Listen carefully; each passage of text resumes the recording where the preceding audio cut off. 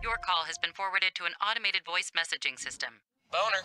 Is not available. Hey, Benji, I just got to the airport. I really hope you left already. Oh, God, you made it. What's up, cuz? I got some good shit for when we land. You ain't alone.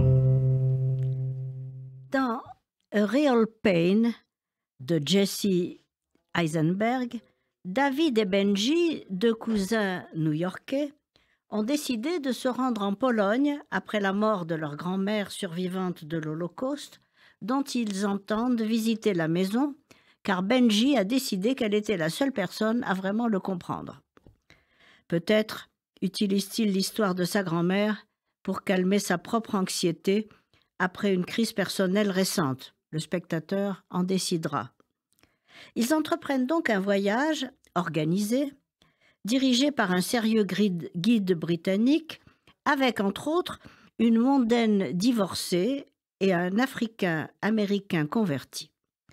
Dès le début, Benji, déchaîné, se montre vulgaire, sans tact, changeant d'humeur à chaque instant et ne cessant de mettre les pieds dans le plat. Et pourtant, par son excentricité et son ouverture d'esprit, il détend l'atmosphère et charme plus qu'il n'offense les gens auxquels il s'en prend. Ce rôle, difficile et tout en nuances, a valu à l'acteur Kieran Culkin un Golden Globe et un Oscar bien mérités. Car son jeu montre à l'évidence que cette comédie légère et pleine d'esprit traite un sujet très sérieux.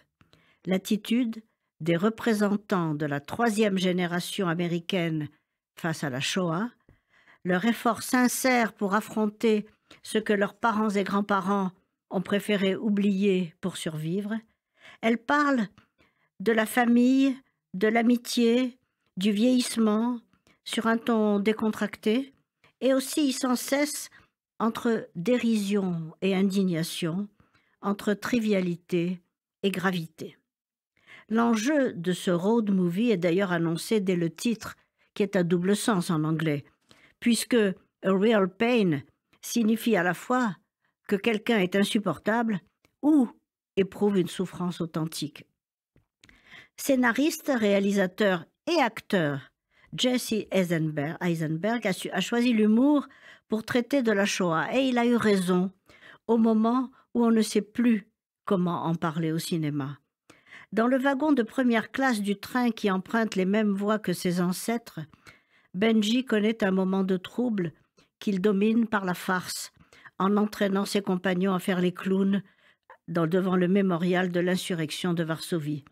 Et quand l'Afro-Américain Éloge raconte qu'il s'est converti au judaïsme à la suite de son expérience du génocide rwandais, la réaction instantanée et explosive de Benji qui lui saute au cou est particulièrement émouvante. Les rires qu'il provoque ne compromettent jamais le sérieux des scènes filmées sur le site du camp. On comprend que Jesse Eisenberg a voulu surmonter avec ce film sa difficulté à se confronter à sa propre histoire familiale.